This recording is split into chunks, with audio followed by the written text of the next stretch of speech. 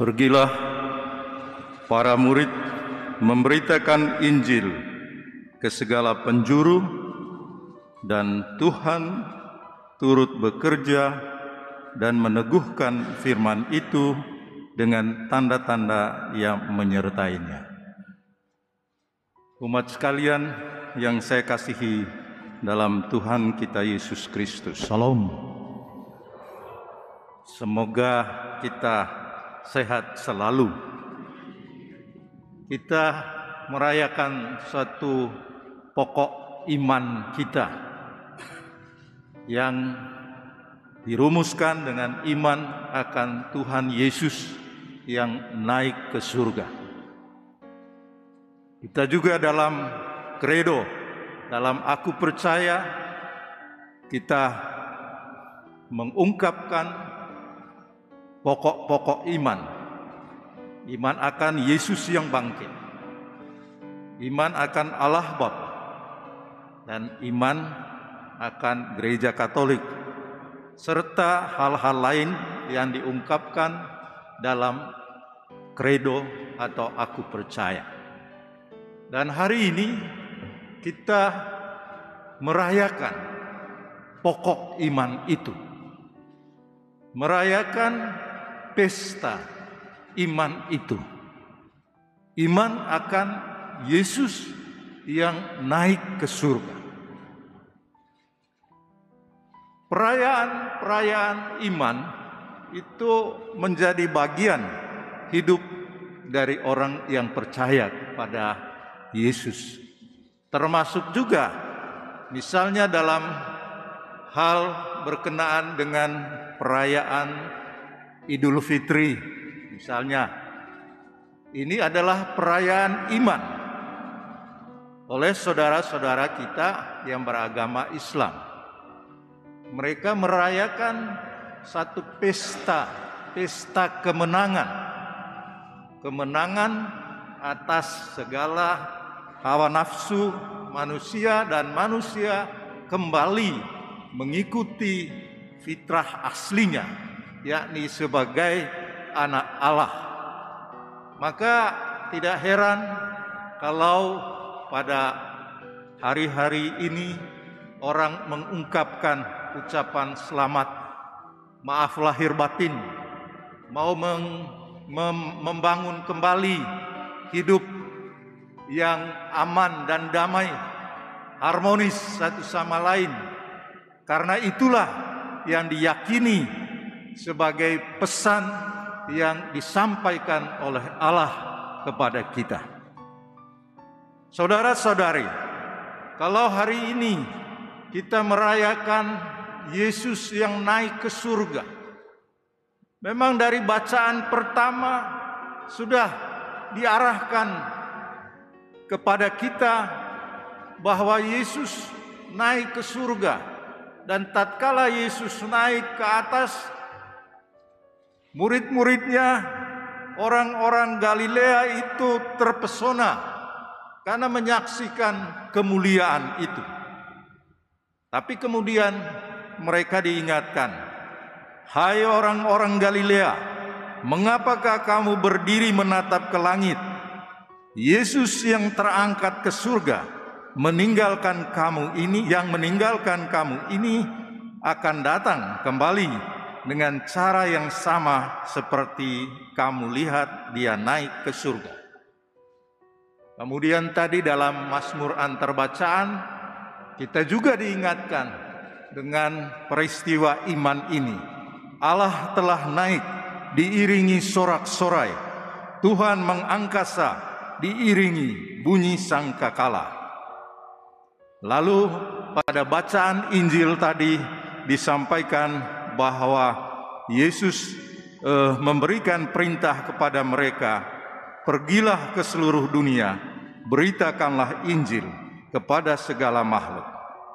Sesudah berbicara demikian kepada mereka, terangkatlah Tuhan Yesus ke surga, lalu duduk di sebelah kanan Allah. Saudara-saudari yang saya kasihi, apa pesan perayaan ini untuk kita? yang sedang berjuang di dunia ini. Saya merenungkannya dan menyimpulkan 3 pesan yang disampaikan oleh firman Tuhan kepada kita pada hari ini. Yang pertama ialah kita diajak untuk senantiasa hidup dalam keterarahan menuju hidup dalam kemuliaan yang ditunjukkan oleh hidup Kristus, yakni hidup ilahi. Artinya apa? Artinya bahwa hidup kita ini yang diberi oleh Tuhan sementara di dunia ini mempunyai satu sisi, satu aspek yang integral dengan hidup di dunia ini, ialah hidup dalam keterarahan menuju ke kemuliaan, hidup yang mulia. Karena apa? Karena kita percaya, kita mengikuti Kristus itu. Kalau kita mengikuti Kristus itu, hidup di dunia ini, hidup mengikuti Dia, kita juga mengikuti hidup dalam kemuliaan, hidup ilahi dalam kemuliaan Allah. Maka inilah sisi lain dari hidup kita sebagai orang Katolik pengikut Kristus. Maka hidup kita bukan saja hidup menurut kehendak duniawi kita, hidup menurut kepentingan-kepentingan ekonomis kita saja, atau hidup demi kesejahteraan bersama saja. Tapi dalam hidup ini kita punya keterarahan menuju ke suatu kehidupan yang lebih mulia. Dan hidup yang lebih mulia itu adalah hidup bersatu dengan Allah, seperti Yesus sendiri. Maka inilah yang mesti mengisi keyakinan kita bahwa saya memang hidup di dunia ini dan saya berjuang, saya berusaha, tetapi ada satu sisi lain dari kehidupan saya, ialah hidup ilahi bersama Kristus, yang diungkapkan dalam hal ini keterarahan kita menuju surga.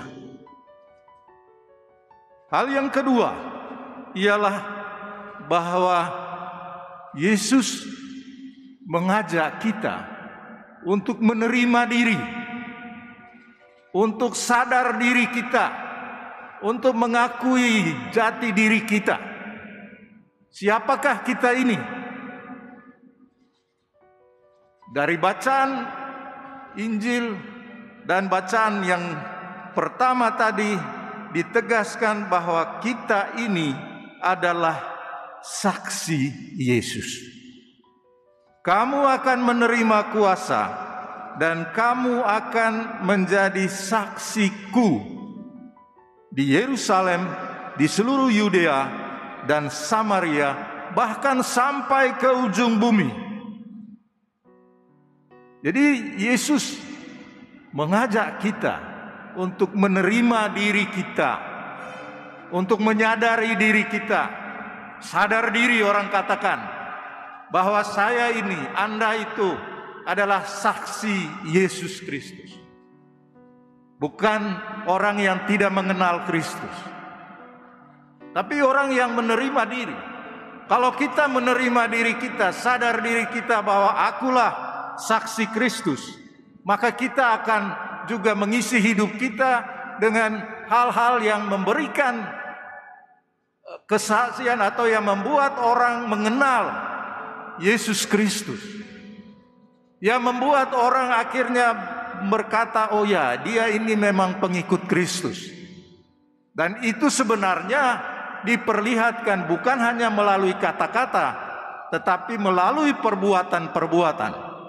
Dan perbuatan-perbuatan itu sesungguhnya diungkapkan dalam bacaan kedua, yakni dinasihatkan oleh Santo Paulus kepada umat di Efesus. Hendaklah kamu hidup sesuai dengan panggilanmu. Hendaklah kamu selalu rendah hati, lemah lembut, sabar. Tunjukkanlah kasihmu dalam saling membantu, dalam damai sejahtera. Berusahalah memelihara kesatuan roh dalam ikatan damai sejahtera dan dalam kesatuan.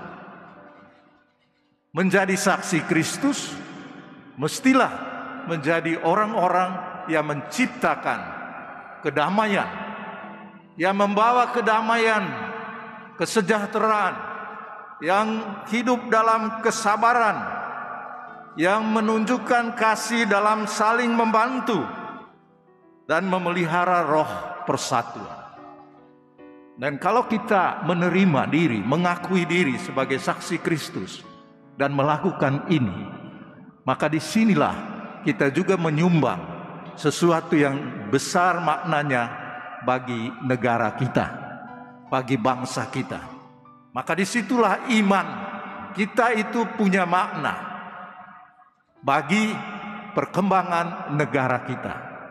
Maka membangun negara kita ini bukan hanya bergantung pada pemerintah, bukan hanya bergantung pada usaha misalnya presiden kita, tapi kita yang beriman ini mesti juga memberikan sumbangan yang berarti bagi bangsa dan negara kita. Dan bangsa kita membutuhkan manusia-manusia yang tahu hidup, menghormati satu sama lain, membangun perdamaian, membangun kesatuan. Bukan orang-orang yang beragama tetapi mewujudkan perpecahan dalam kehidupan bangsa ini. Itulah arti orang Indonesia yang beriman. Dan kita orang Katolik mestinya melakukan hal ini dalam lingkup kita yang kecil, dalam keluarga kita, dalam lingkungan kita, dengan paroki kita, dalam keuskupan dan dalam masyarakat kita. Hal yang terakhir yang disampaikan oleh Tuhan kepada kita ialah perintah untuk mewartakan, menjadi misionaris. Pergilah, Yesus tadi katakan dalam Injil, pergilah ke seluruh dunia, beritakanlah Injil kepada segala makhluk. Beritakan Injil, bukan berita tentang diri kita. Saya juga bukan beritakan tentang diri saya. Saya ada di sini untuk memberitakan Injil. Saya meyakini bahwa hidup berdasarkan Injil itu akan membuat kita menjadi orang yang bermakna bagi sesama kita. Dan kita semua tahu Injil itu adalah kabar gembira. Dan kabar gembira yang kita yakini itu terpersonifikasi pada pribadi Yesus Kristus itu. Yesus Kristus itu adalah pemberita Injil. Dia membawa kabar sukacita kepada kita sekalian. Ingat berita Natal. Aku membawa kabar sukacita, yakni Yesus yang lahir. Dan memang Yesus membawa kabar gembira bahwa kita ini diselamatkan oleh Tuhan. Bahwa kita manusia ini tidak dibiarkan oleh Tuhan hidup sembarangan. Tapi kita hidup dalam bimbingan Tuhan. Bahkan Dia mau mendampingi kita. Maka sebelum Dia terangkat ke surga, Dia juga mengatakan, aku akan menyertai kamu sekalian sampai akhir zaman. Jadi Allah yang adalah Allah yang menyelamatkan kita, itu juga menyertai kita. Maka saudara dan saudari, kita sekalian ini dalam peristiwa merayakan hari kenaikan Tuhan Yesus, diingatkan juga agar kita menjadi misionaris, misionaris Kristus. Misionaris itu bukan hanya pada para imam atau para biarawan. Tidak, kita semua adalah misionaris Kristus, membawa kabar gembira kabar sukacita. Dan kabar sukacita yang kita bawa itu membuat orang akhirnya menyadari hidup ini bukanlah hidup hanya untuk kepentingan kita manusia, tetapi hidup ini adalah hidup bersama Allah yang kita wujudkan di dunia ini. Dan tentu itu akan membawa keselamatan bagi kita sekalian. Mari saudara dan saudari, kita melanjutkan perayaan kita ini dengan senantiasa ingat bahwa kita ini memiliki dimensi hidup ilahi, bukan hidup manusiawi saja. Kita ini adalah saksi Kristus dan kita ini adalah orang-orang utusan Tuhan. Kita perlu menerima diri, mengakui itulah artinya saya menjadi orang Katolik. Dan kalau kita mengakui itu, kita juga pasti akan melaksanakannya.